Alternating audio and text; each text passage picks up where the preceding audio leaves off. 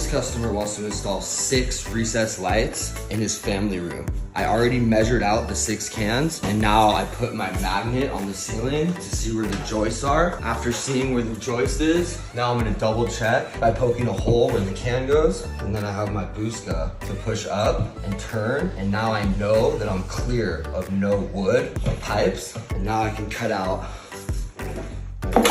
my hole for my can.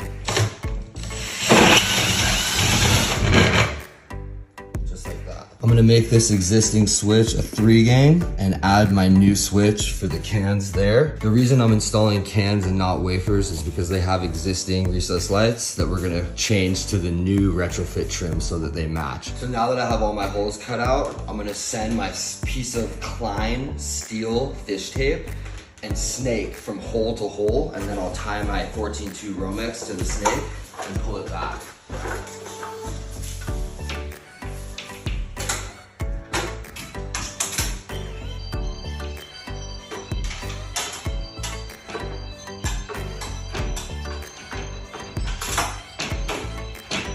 Like that. Now I can tie my wire and pull it back. So after getting the Romex taped to the hook on the end of my fish tape, now I can pull it from the other side.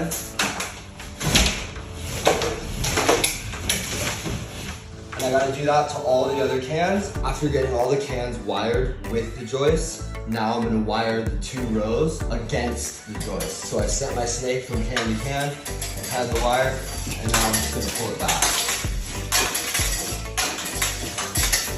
Now after I run my switch line, all the cans will be wired. Now that I got all the holes wired, now I can run my switch line down to the switch, and I'll cut out a 3-gang box. I got the switches taken out.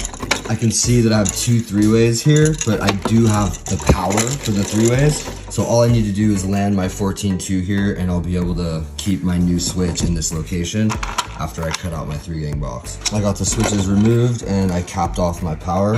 So now I can trace out the box and cut it out.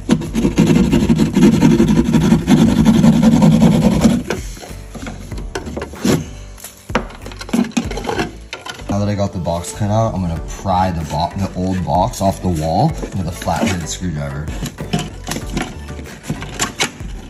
And then I can,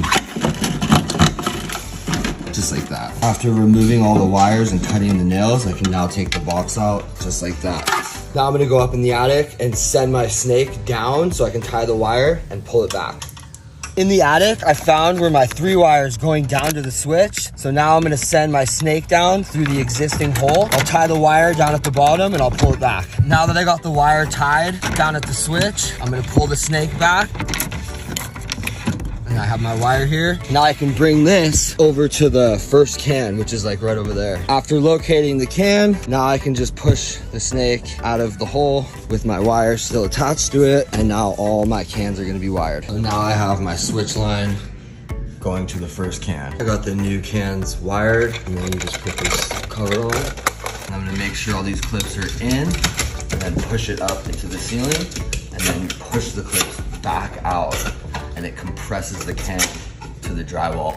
You can even hit these up a little smidge just to lock them into place. Just like that. I got the cans installed. I'm gonna set the switch to 2700 Kelvin because that's what the customer wants. I'm gonna plug the adapter into the trim, squeeze the clips down, put them inside the slots, and push the trim up just like that. So these remodel boxes are really cool. You tighten these screws and these clips go up, tightening the drywall and the box together. So after landing all the wires into the box, now I can push the box into the wall, and then I can tighten these screws. And it clamps the box down to the drywall. I rewired the existing 3-way switches, and I installed a dimming cassetta for the new lights. I finished installing the 6 trims. I even replaced the 3 existing with new so that they would match. I finished installing the switches, dimmer on, and that's your end result.